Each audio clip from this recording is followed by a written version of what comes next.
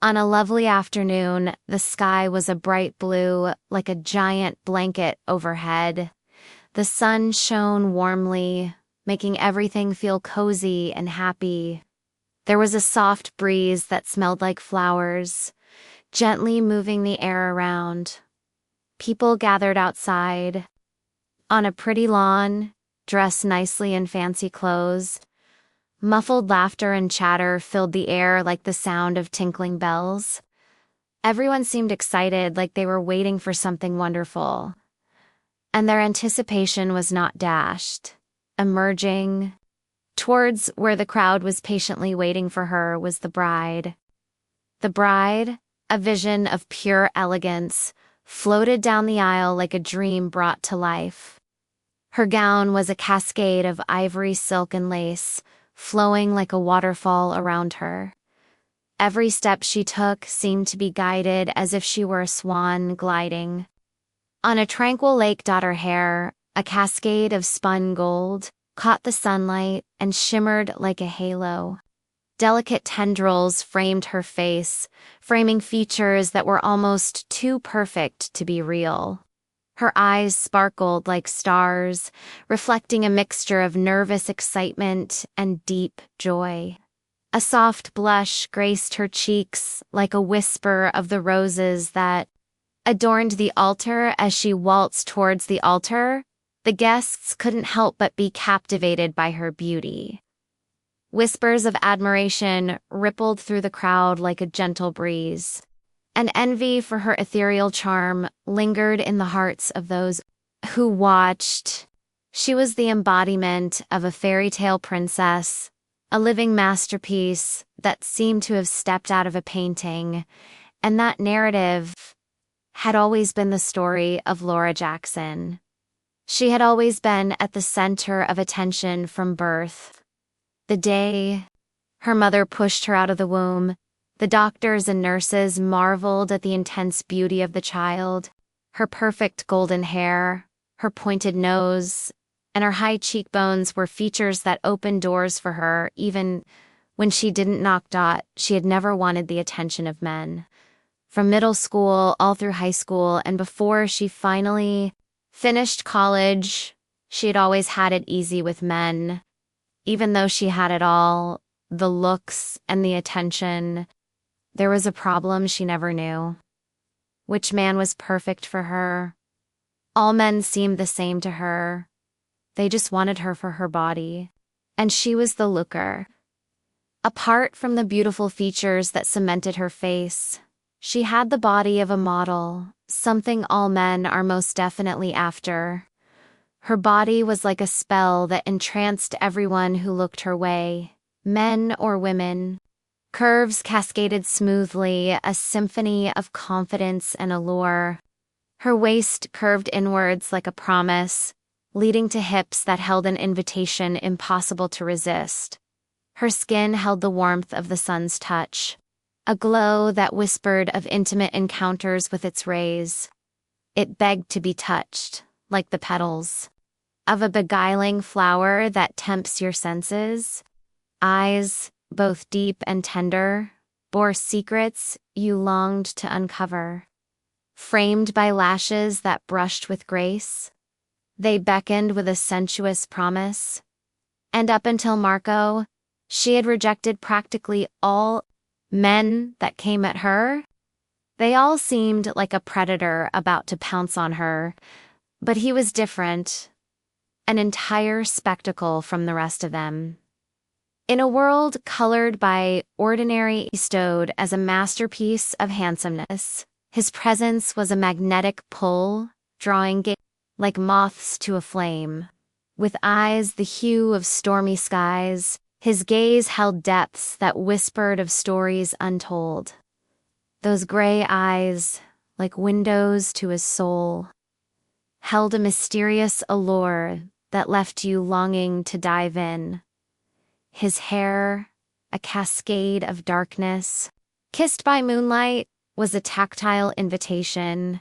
Silky tendrils seemed to beckon fingertips to trail their paths, a texture both soft and enticing. Each strand danced with its own rhythm, an elegant harmony with the breeze that tousled it. His form bore the chiseled grace of a sculptor's dream, each angle a testament to his appeal. When he moved, it was as if his every step was choreographed. By elegance itself, an enigma draped in handsomeness, he walked amidst mere mortals as if he had been molded from the very essence of allure. But it wasn't only his looks that pulled her to him. It was his use of words, his softness towards her, and his sensitivity. She felt like he understood her, and 5 months after they met at the coffee shop just around the corner of Brooklyn, New York, they got married in the most spectacle of ways. "Do you, Laura Jackson, ... The voice boomed and brought her back to reality, ... Marco Alvarez, as your lawfully wedded husband." The priest's voice boomed so loud and clear for such an old man that everyone present heard. "I do," with a smile on those full lips covered in red. Laura spoke softly. The priest adjusted his glasses, and as he turned towards Marco, who was already beaming, showing a set of perfect white teeth, "Do you take Laura, ... The priest hadn't finished his statement before Marco shouted, but it was more of a muffled noise. "I do, ... You may kiss the bride." The declaration seemed to linger, almost as if the universe itself was pausing to savor the gravity of the moment. And then, as if drawn by an invisible force, Marco pulled Laura closer, his arms enveloping her in a world where only they existed. Their lips met, igniting a cascade of sensations that danced between them. It was a kiss that held lifetimes of longing, a culmination of a journey that had led them to this very moment. Time seemed to stand still as their mouths melded in that lingering kiss. Marco and Laura surrendered to the symphony of emotions that swirled around them. It was a kiss that spoke of promises and dreams, of love that transcended words. As their lips finally parted, a chorus of applause and joy erupted from their loved ones, the world awakening from its hushed reverie. That was 2 years ago, and that must have been the happiest Laura had ever been in her life. And of course, even though they have had it tough due to Marco's work as an engineer, which got him to travel around the world, they were the perfect couple, envied by many. Marco was, however, so wealthy that he could afford to let Laura stay at home without needing to work, and that's what she desired. She wanted to escape the pressure of Wall Street and the discomfort of bosses who invaded her privacy and made inappropriate advances. All she longed for was the tranquility of her beach-facing home where she could find peace and quiet. It was like a dream come true for them, the perfect match, envied by many others. Many of Laura's friends had talked about how handsome Marco was, and they had hinted at the fact that she was a lucky one. About 2 months ago, Marco traveled for some work on the futuristic line being built in Saudi Arabia worth billions of dollars. He was one of the lead engineers on the project. Traveling down to Saudi Arabia put a little strain on Laura because he had just returned from Austria a couple of weeks. Laura wanted to spend more time with her man, since it was getting boring around the house with him, constantly away. Even though he said he wanted to stay with her, it was a multi-billion-dollar project, and he had to leave in a rush.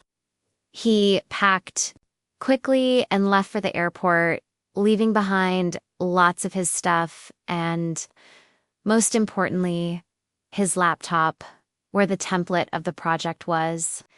He had already gotten to Saudi Arabia before he remembered that his laptop was not with him, and he did the only thing he could do to salvage the situation, and that was the beginning of the end for the perfect couple. Brr. Marco. Laura's voice boomed radiantly. "How was your trip?" "It was fine." And even though he meant it because it was a 5-star, first-class trip, There was a tone of seriousness in his voice that made Laura sit up. What is it? Forgot my laptop, and the template of the work is on there. Is there anything I can do? That's why I am calling. His voice became less worried. I want you to open my laptop. The password is your birthday, ... double quotes. Laura was already at his laptop. But what she found was not just work. The screen of the laptop was illuminated by the Gmail page, which was the last thing he checked before closing his laptop. But instead of seeing work mail on Marco's laptop, the first mail she saw broke her heart.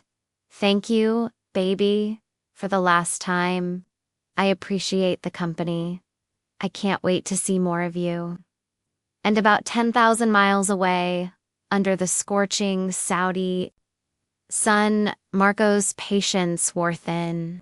He squinted, sand grains scratching at his glasses despite their thickness.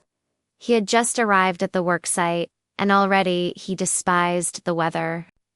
Come on, she should have gotten it by now, he grumbled to himself, wiping sweat from his forehead. The air was a parched exhale, offering no relief from the relentless heat. The sun, an unforgiving spotlight, turned the sand into a sea of shimmering gold.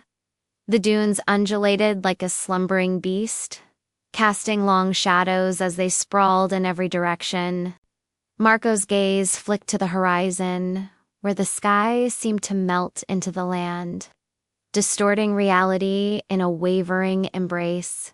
Faint rustles broke the desert's silence, tiny creatures seeking solace from the unyielding sun. The air hung heavy, wrapping the scene in hushed reverence as if nature itself held its breath. Marco's impatience resonated with the Both he and the desert were locked in a silent standoff, as beads of sweat trickled down his temple. Marco's frustration mingled with the earth's gritty determination. He let out a sigh, feeling the weight of time stretching out like the sand before him. Laura? He called into the mouthpiece of the phone, and there was an edge in his voice. Something about the sun would make anyone flip easily. It is just on the laptop. Okay, I have found it. Laura's voice had less enthusiasm than it had when he had first called, and if he wasn't already frustrated, he would have noticed it and perhaps might have found a way. How do I get it to you?